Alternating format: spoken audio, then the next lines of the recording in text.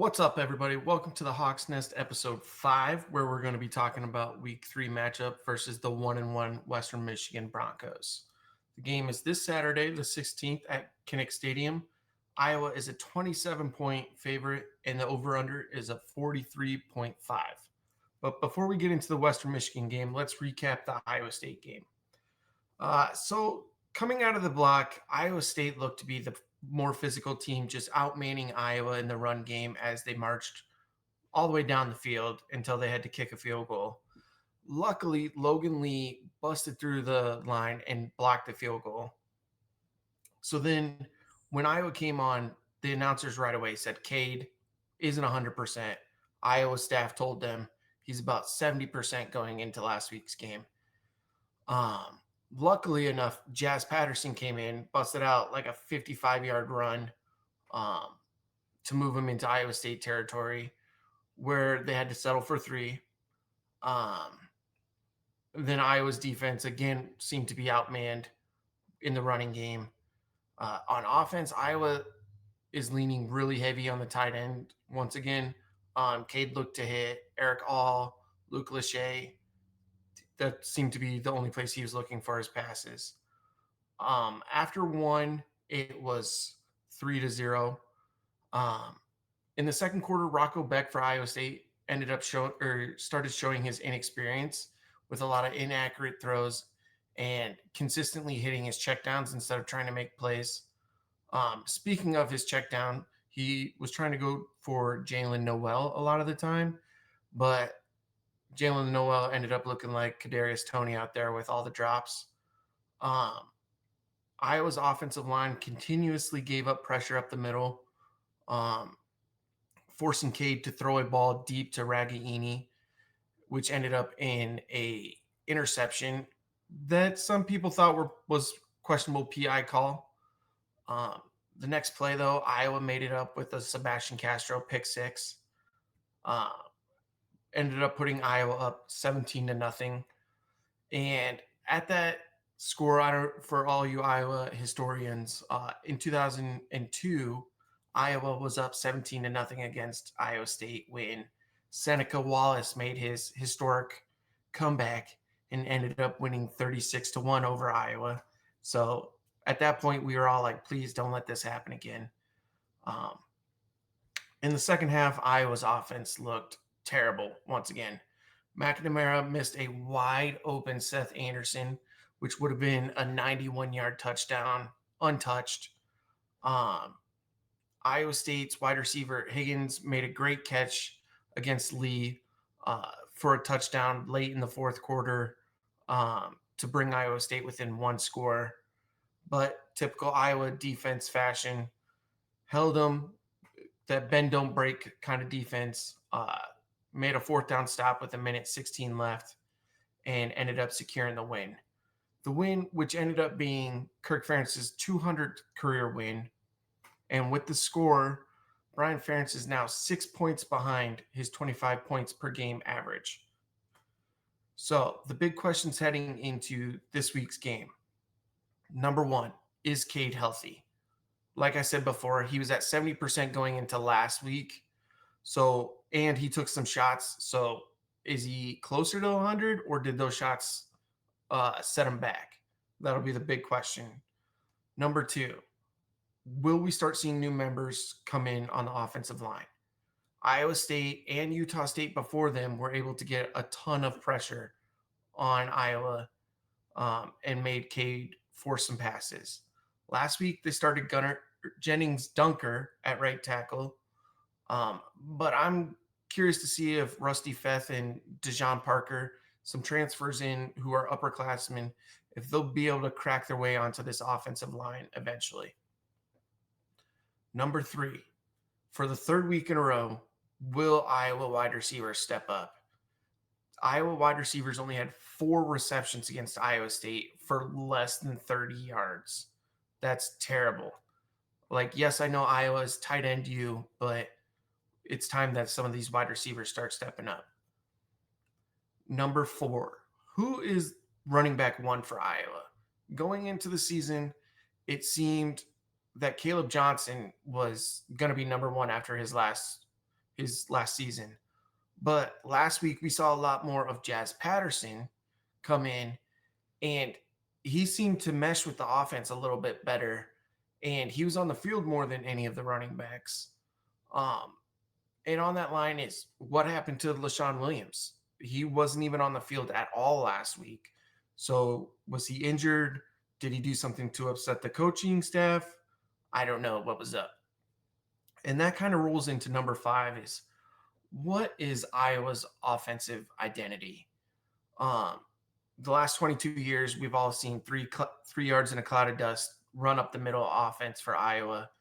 But this year they're leaning more towards a spread to start the game and try to make big plays right away. And then if they are able to make those big plays, they go back into their 12 personnel, 13 personnel, even sometimes, run the ball down the middle, uh, pound it out, which isn't really working for them this year. They are the 9th worst offense in the country with only 259 yards per game.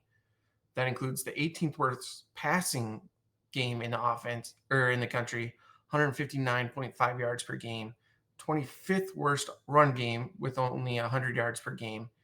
And their offense is 99th in the country on third down, averaging only 35.5%.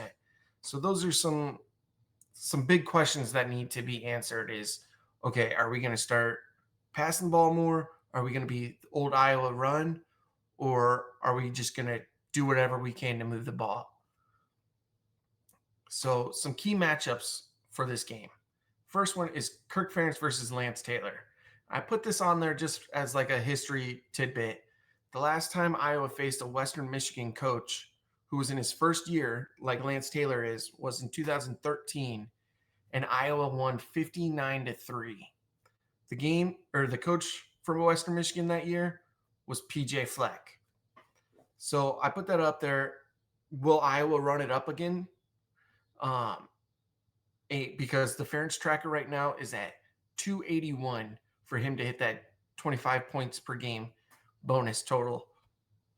The next matchup is Iowa's front 7 versus Western Michigan's run game. Last week, Iowa's defense tightened it up from week 1. They only gave up 87 yards on 31 carries. But Western Michigan has a duo of backs that they use, and combined, they have almost 400 yards through the first 2 games. The first back, Jalen Buckley, is a freshman who's their main back. He has 281 yards and is averaging 7.4 yards per carry. Their other back is Zaire Abdus-Salam, who is more of the bruiser, run up the middle kind of back, but he's also averaging 4 yards per carry. Those are some scary numbers. And as a team, they average 218 yards rushing per game. So this shows that that's going to be the main focal point of their offense. And Iowa will have to continue to tighten the reins on the run game, because if Western Michigan's able to run for 218 yards, game's over.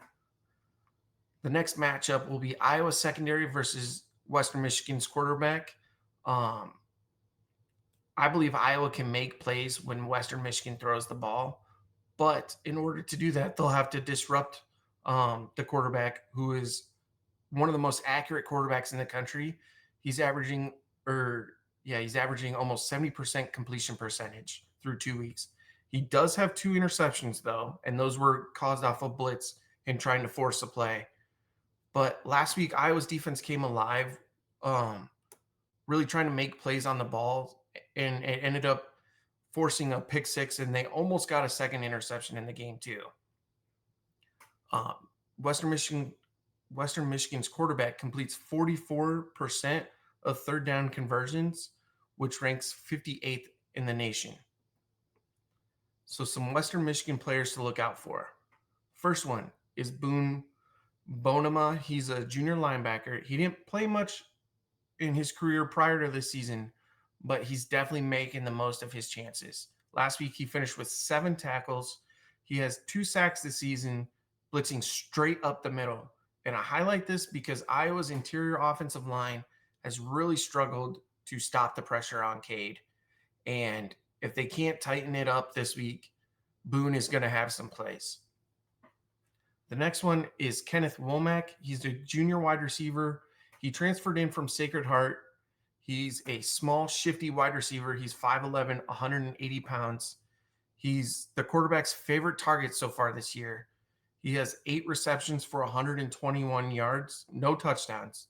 But in his career, he's been known as a playmaker. He has 107 career receptions for almost 1,400 yards and 7 touchdowns. And my last player is Tate Hollick. He is a safety. Hollick is a former Michigan State starter. He ended up transferring to Western Michigan, so he has experience against these Hawkeyes. He's a big body safety. He's 6'4", 210. Western Michigan likes to play him in the box to start, but then they'll drop him back in coverage just to cause that confusion. Last week against Syracuse, he was literally everywhere on the field, finished with 10 tackles. And I highlight him because he's a more experienced Ike Larson, who Iowa really struggled with in week 1 for Utah State. I mean, Ike was everywhere for Utah State, and this guy being more experienced, especially experienced against the Hawkeyes, I think he is in an opportunity to make some plays. But to round it out, it's prediction time, and I think Iowa pulls it off 27-10. I don't see them running up the score. I see them just doing enough to win, not showing all their cards, and getting ready for Penn State next week. But with that being said, that's Hawk Nest. If you enjoyed this, make sure you follow CFB Nation the CFB Nation on Twitter. You can follow me at DNow_T2T. And I appreciate you all for watching. And as always, go Hawks.